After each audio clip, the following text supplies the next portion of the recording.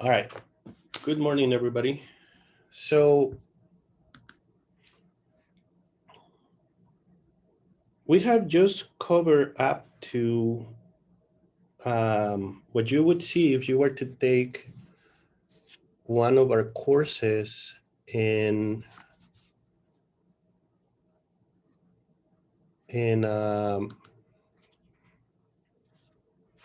physics as an undergrad. So the rest of the stuff is stuff that you don't get to cover if you just take our normal curriculum. You have to take special classes, and it's actually some of the most interesting stuff. So I don't know about you guys, but I find that special relativity and quantum mechanics are some of the most fascinating aspects of how our universe works. And what I wanted to do is, let's see, where's my mouse? There we go. Some of the common sense that we have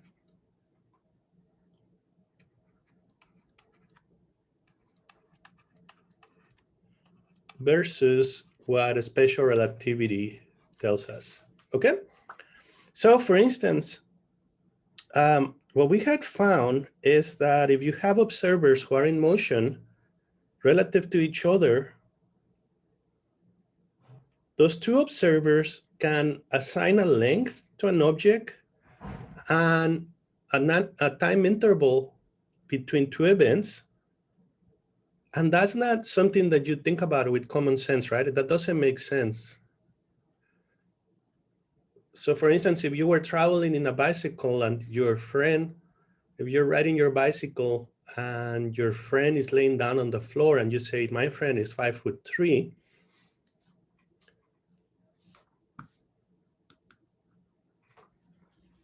and another one of your friends is just sitting next to them and says, yeah, they're 5'3", they didn't change even though you were moving, right? And if you see fireworks and somebody is in another position also seeing fireworks, both of you can agree on that the firework happened in a particular order, whereas as we can see from a special relativity, the observers can see things that are not, one of them could think that they're simultaneous while the other one doesn't think that they're simultaneously.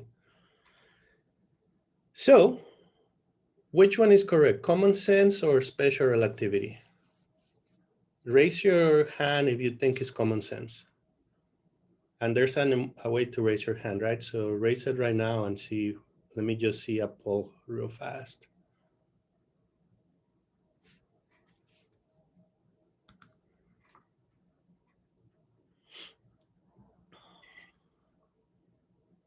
So I thought I would see if you raise your hands, but I don't see any rising hands emoji here.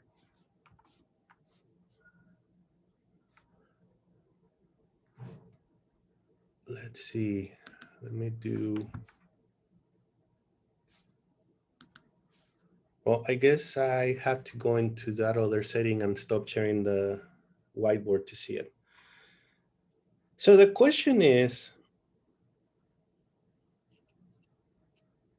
which one is correct, right?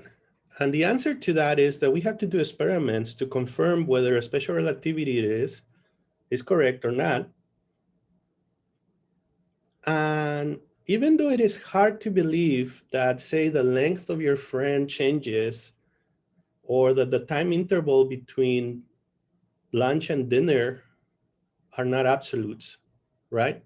That's the hardest part to visualize between what you see as common sense and what special relativity tells us.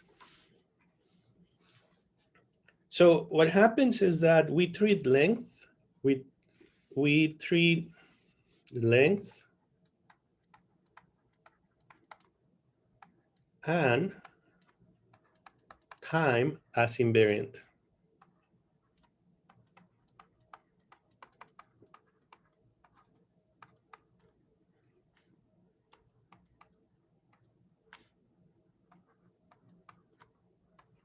Versus space-time as an invariant.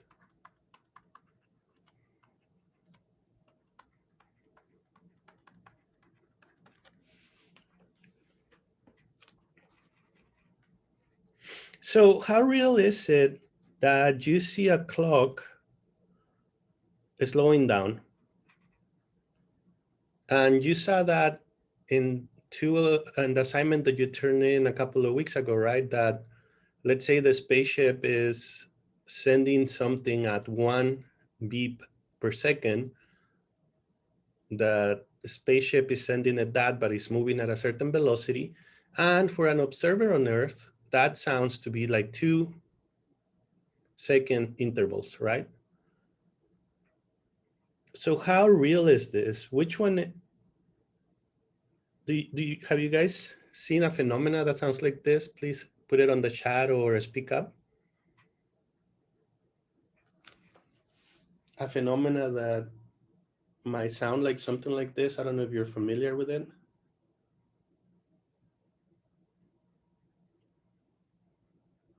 No.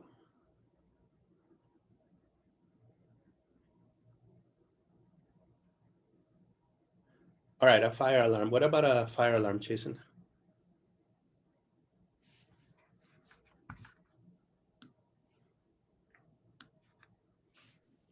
Like the way it does like a rhythmic beeping.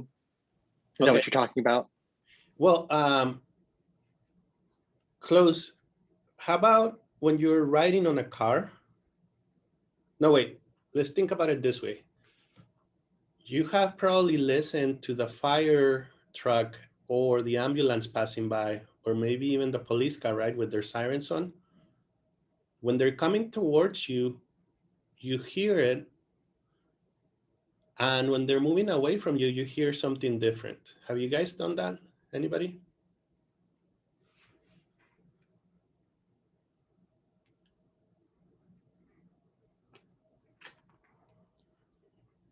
What happens to the sound that the ambulance is doing when it's moving? Exactly, the Doppler effect. What happens to it? Does it get higher pitch or lower pitch if it's moving towards you? Higher or lower pitch?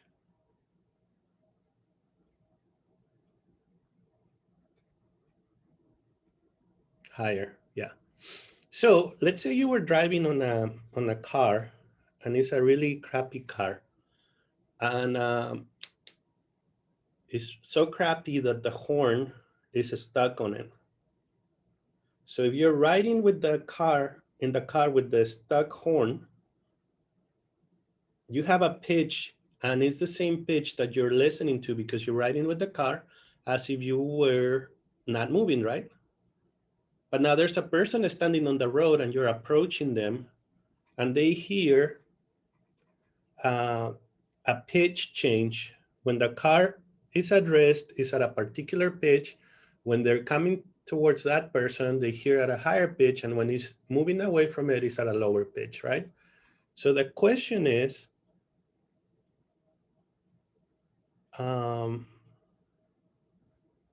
what is it? What is the pitch that would measure by you versus what is the pitch that is measured by the observer? So the pitch that is perceived by the observer, the one that is in motion relative to the car, is different. And the pitch that you listen to, that you could measure, is not higher than when it's at rest, right? So which one is real?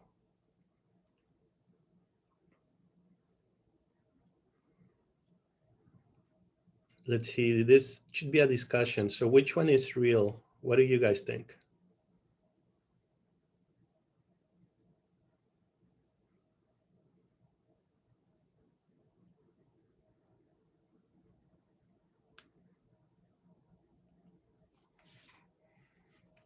Let's see, Sivan, what do you think?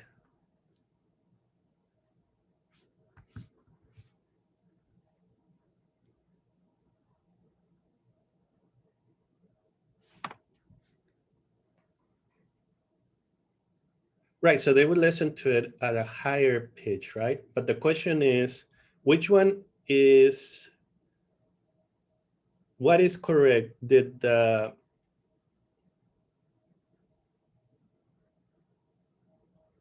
so I guess maybe I'm not putting on the right question, right? So let me rephrase it. the pitch is perceived to change. So we all agree that the person on the road that is not moving with respect to the vehicle would be listening to a higher pitch. And the question is that they're both correct. So the answer is, what I was looking for is that they're both correct, right? They're both doing measurements on their own frame of reference. And what that doesn't mean, so here's what I was trying to get to. The horn in the car didn't change because they were moving or standing still. We agree on that.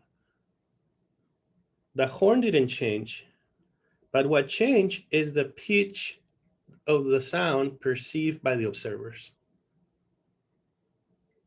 So if we were looking at special relativity and we have a rod, kind of like the activity from last week, and this rod, the length of the rod is gonna be measured like the spaceship that was measured, right? Like you're in the space station, you measure the spaceship passing by you, and to you it changed in size. To the person riding the spaceship, with that spaceship or a measuring stick or whatever it is changing length, to them riding in the spaceship, does that change? Is there a change in the length, or is there no change to the spaceship length? So let me do a quick poll.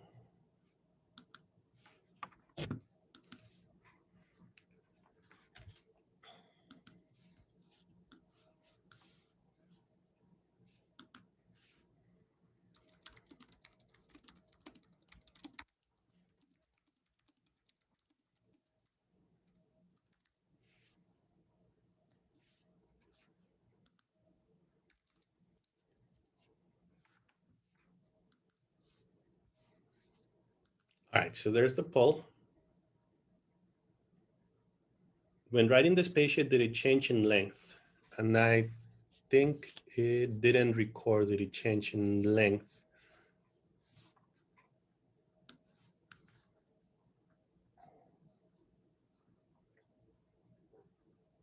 All right, exactly.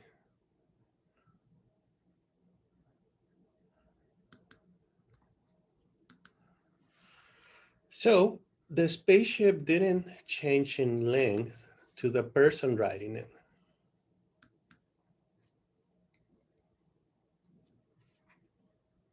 Right? The length that was perceived by the person in the spaceship is the same as when they were in the dock. The length that was measured and perceived by the observer in the space station did change. So the effect of relativity is really is real. And this is as real as when you hear the pitch in the ambulance changing, the Doppler effect. So experimentally, this has been also seen. Like, for instance, there's a few particles that get made on the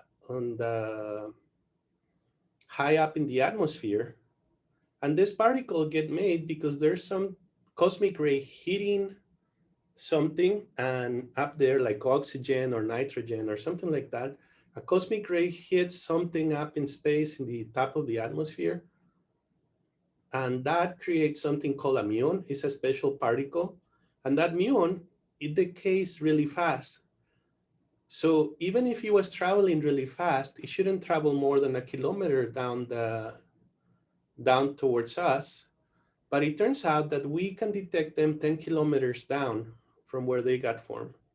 So the reason for that is that for that particular muon, it thinks that it's just traveling for a kilometer before it gets to vanish out and decay. But when we measure the length that it traveled, it's actually 10 kilometers. So that's an special relativity effect because they're moving so fast. So we do see this kind of effects happening in our by just doing measurements, we can detect all of this happening. So the next thing I wanted to talk about is matter and energy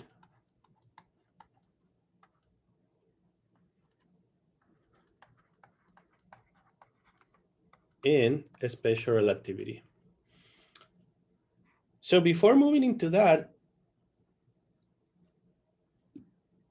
I wanted to tell you a little bit about Doppler. So Doppler, the one that measured and predicted the Doppler effect, he was a scientist in Vienna, and then he said, here's what I see. I discovered this in this kind of waves.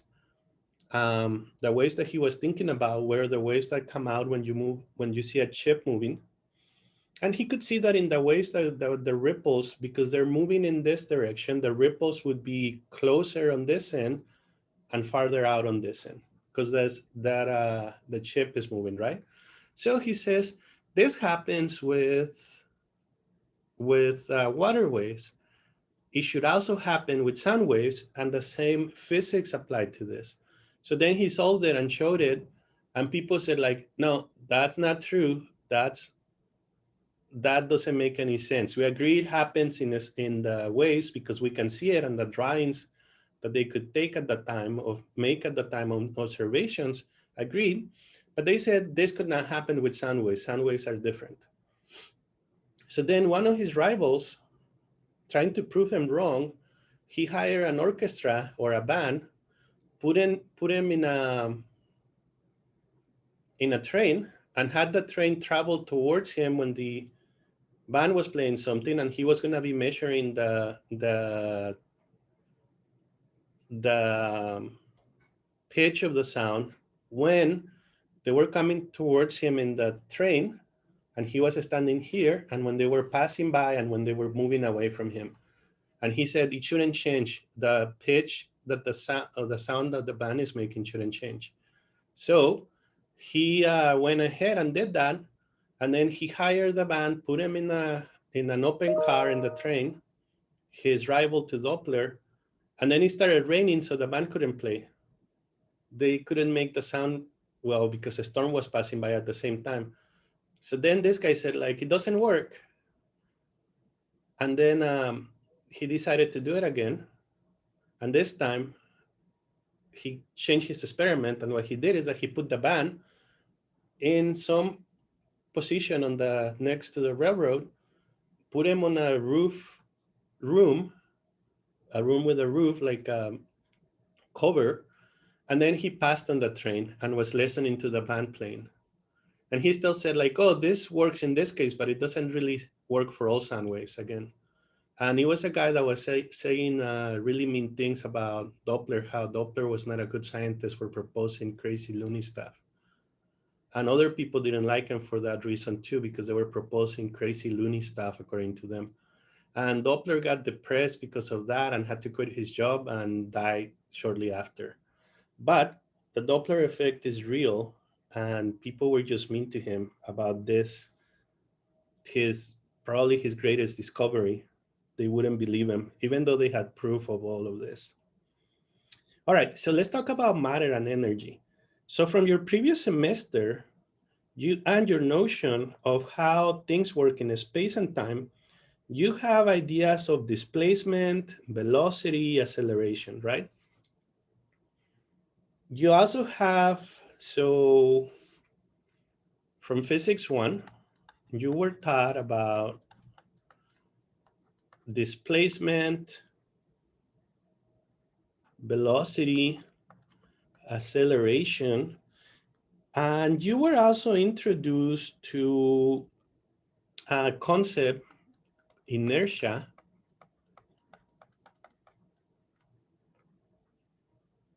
And inertia depends on the change in velocity, right? The ratio of changes in velocity. You were also introduced to momentum, to force, and this momentum and this force are related to inertia.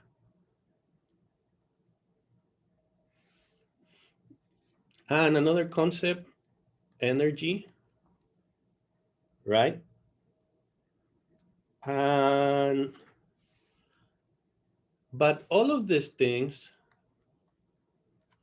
depend on space and time.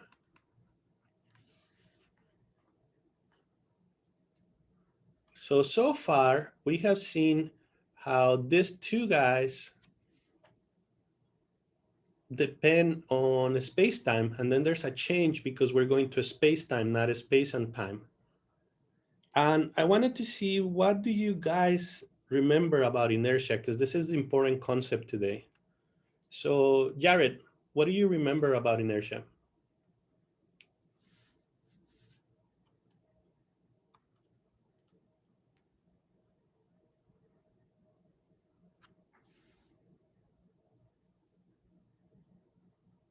Resistance to change in motion. Okay, good. How how do you guys think that at very high speed, when we're reaching relativistic effects, the energy would change?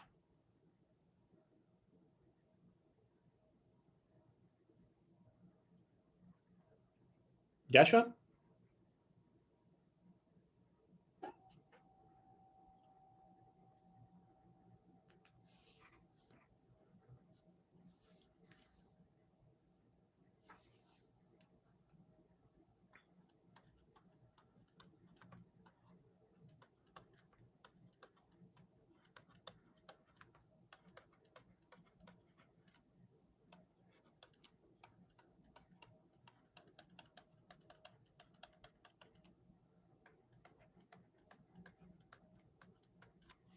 How do you think that the energy, oh yeah, your thinking is decreasing.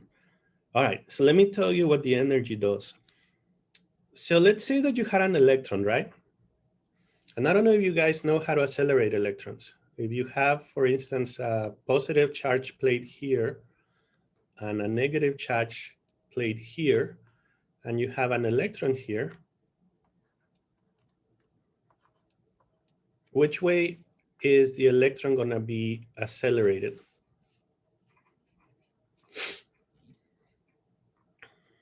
Towards the positive or towards the negative? All right, and you can calculate that there's a force on the electron and is related to the electric field, right? You also can calculate how much work was done. And work is what? Force times distance travel. And if you did the change in work, you have what? Anybody remembers this last semester? Maybe you're covering still this right now.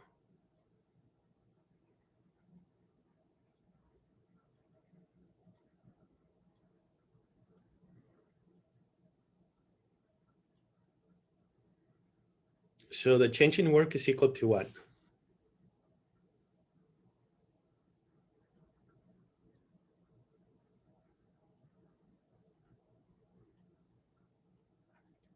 Well, it turns out that for an electron, and this is something that you might not know yet, or is not obvious and explained to you in class, electrons are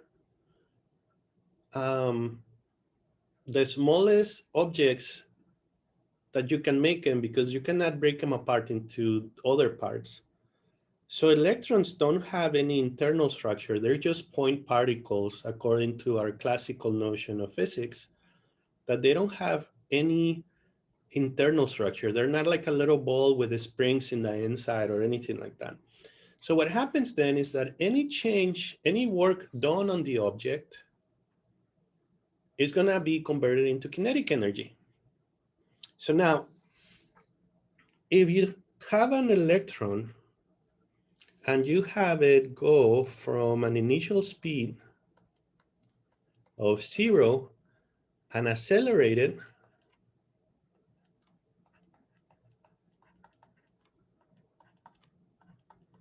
to a final speed, and then here we're going to use speed of light as our measurement, 0.8 the speed of light.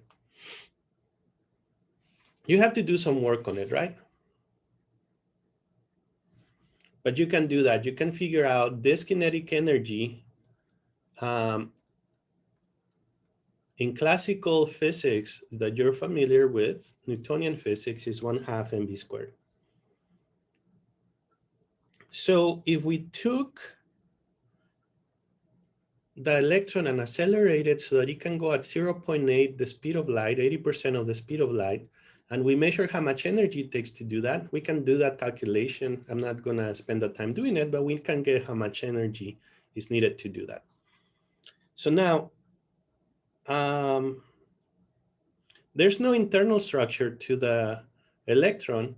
So for instance, there's nothing that rotates inside of the electron. So there's no rotational internal kinetic energy. There's nothing like that. There's just gonna be the electron moving at high speed. All of it should go into its kinetic energy. So the change in kinetic energy is equal to the work done on the electron. So yeah, this should be that delta change in kinetic energy. So suppose that we took that electron, we know how much work we had to do to take it to 0.8 the speed of light, and we applied more energy to the electron.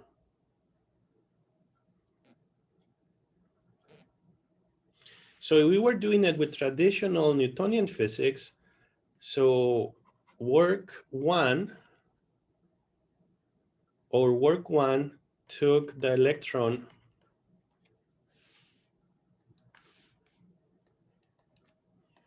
from 0 to 0.8 c speed.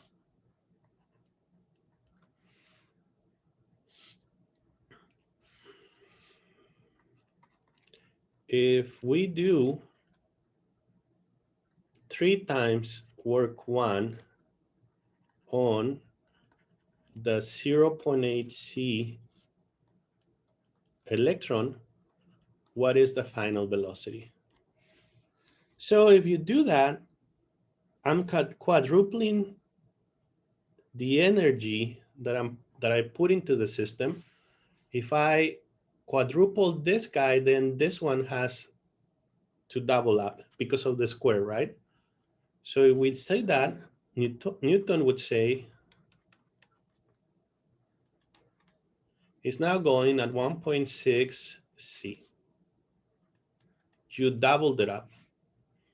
In going from 0 to 0.8, you use 1 unit of work. If you put 3 more units of work, you would double up again the speed, and you went to 1.6, the speed of light. That makes sense? So now, that's just doubling up. But then experiments say,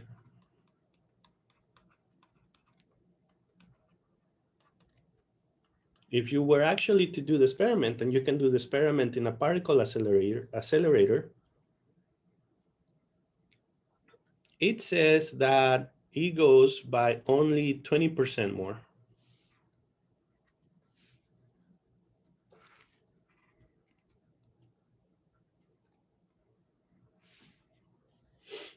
So the speed is actually 0.96 c.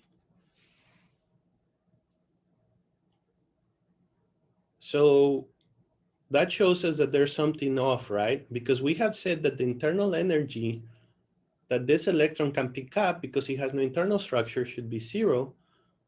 But then the velocity didn't double up, it just went up by 20%. So it doesn't double up, it doesn't go from 0.8 to 1.6, it actually just goes to 0.96. So there's a difference here. What is it that we haven't taken into account? Christian, what could be happening?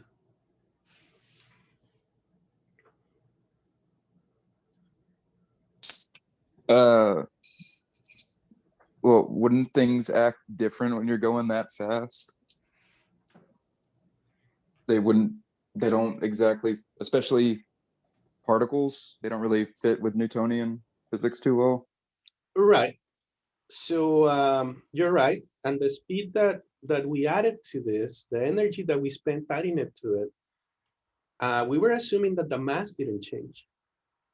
Well, first of all, we were assuming that kinetic energy formula didn't change. But if you look at the kinetic energy formula, there's a part that accounts for mass, there's a part that accounts for velocity, right? So the first thing is that this formula for kinetic energy is wrong. So all that they taught you in physics one is for things traveling at normal for humans speeds. If you have things traveling close to 0.8 c, that's not normal speed, so therefore things don't work as well. And your kinetic energy formula is wrong. But the second thing is that this mass is, in that formula, is the other place where things can go. So what happened to the electron as we accelerated it? Christian?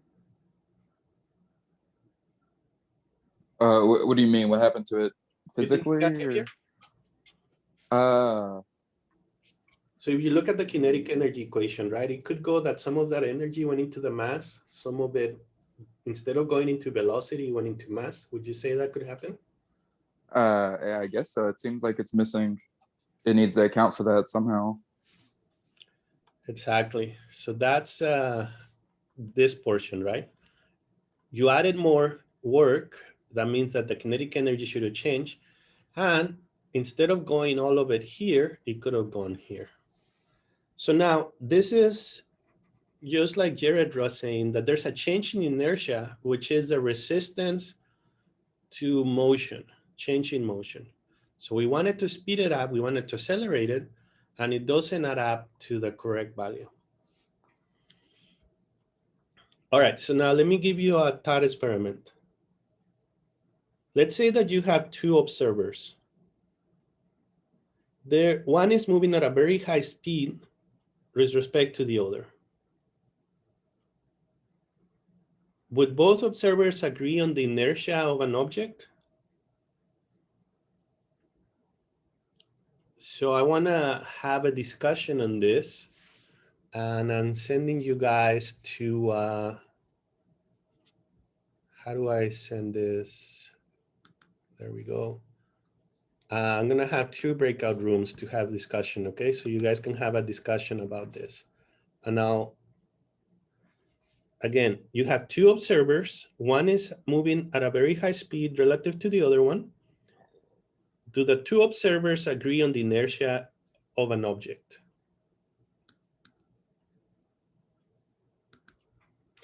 All right, so you have a couple of minutes to discuss, 4 minutes.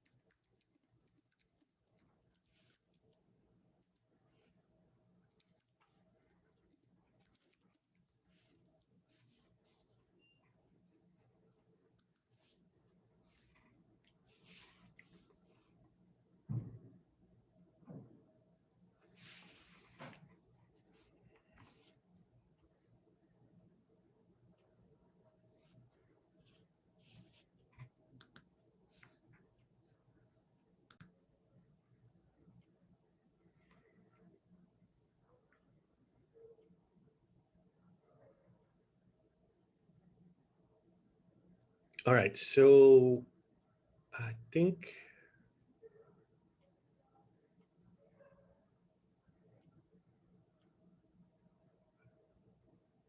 there's a couple of people coming back from the breakout rooms. So from room one, what did you guys decide?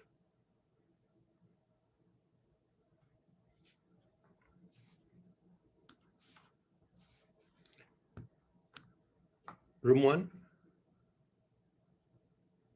Jason?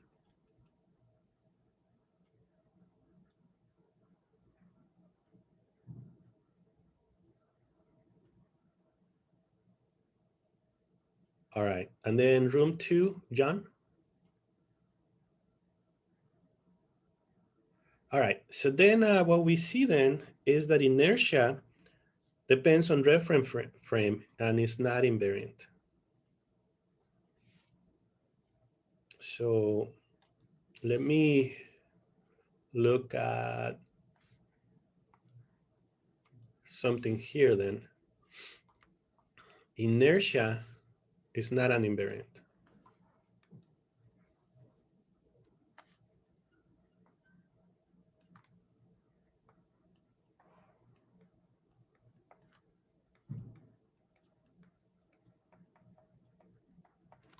It depends.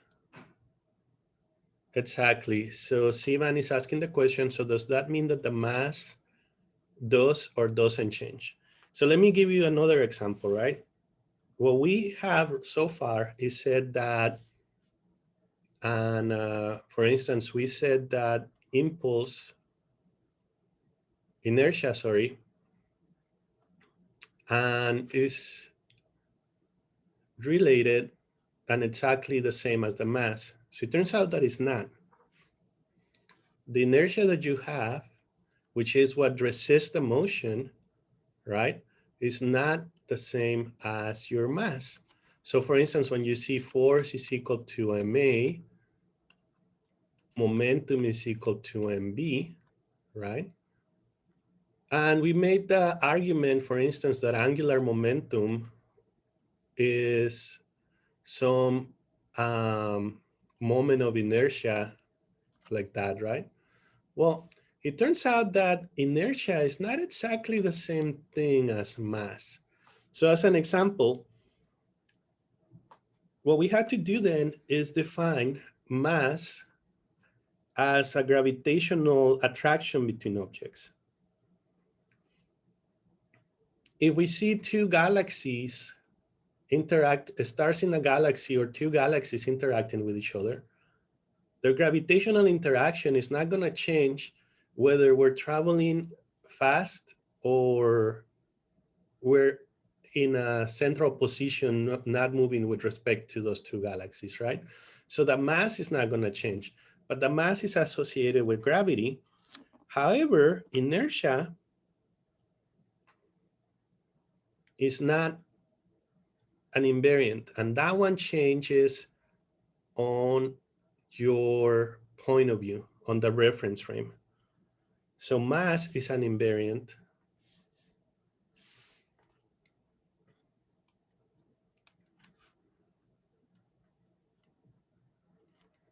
So that means that the mass is not going to change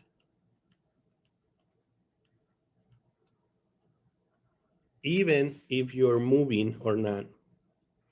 All of the observers are going to agree on what is the mass of an object, regardless of whether they're moving with respect to each other or not.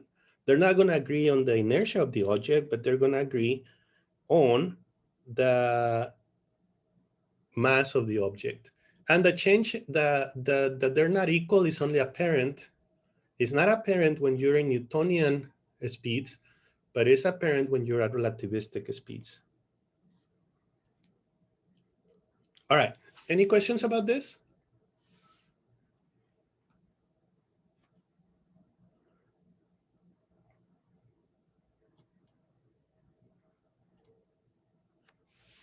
So, the other thing that we talked about, we were talking about kinetic energy and internal energy. So let me give you, so not invariant,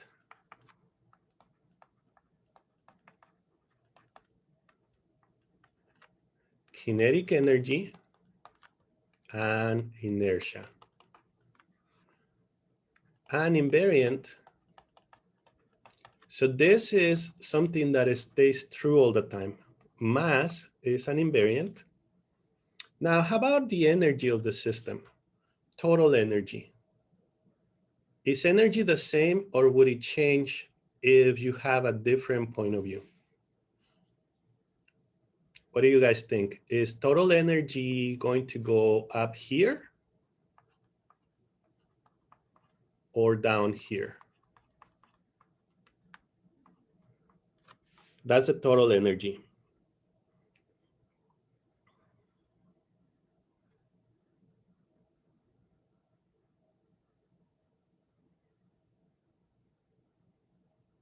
So you're thinking total energy is invariant. That's right. And it doesn't matter where something happens, on that observation point, total energy is always conserved.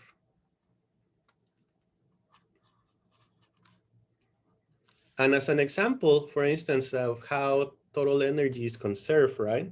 So for instance, if we have a nuclear reaction, one that takes place inside of the sun, is that you can have a proton here, and then this proton moves in this direction, and here you can have an object, it's called a deuteron, which is a neutron and a proton bound together like this. This is called a deuteron. And this one is a proton. And it's moving with a particular speed in that direction. So this is frame one happening here on this clock. And we can have, after that, we could have an object that is two protons. They're supposed to be the same size, and a neutron.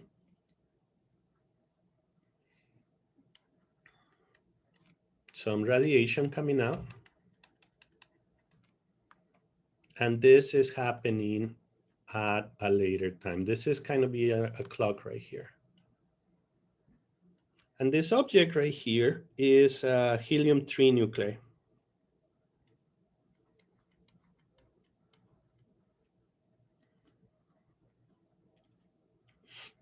So here you have proton plus deuteron, and you can measure the mass of that system.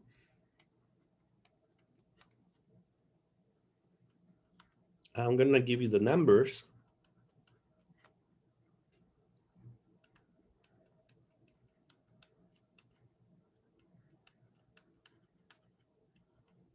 So it's a very small number, but it's there.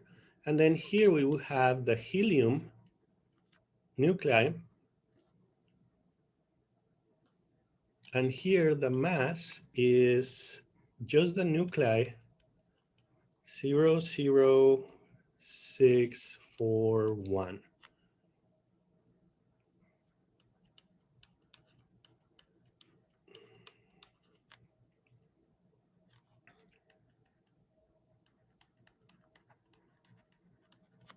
So there's some energy that got radiated. So you see that this is mass 1, and this is mass 2, is not the same.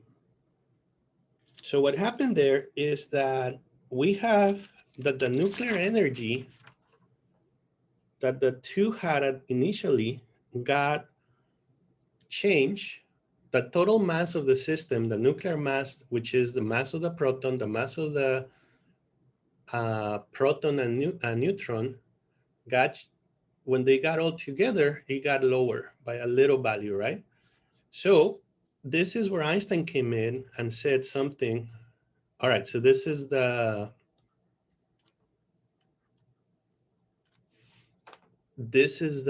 point that is really important. This is what Einstein came up with. He said this change in mass got converted into energy. The energy of the radiation escaping once the nuclear reaction happened is the same as the mass change difference times the speed of light squared. So you can figure out how much energy is escaping from that system once they joined into a helium nuclei. And with that, that's all I have to cover today. If you have questions, please ask. And if not, you're free to go.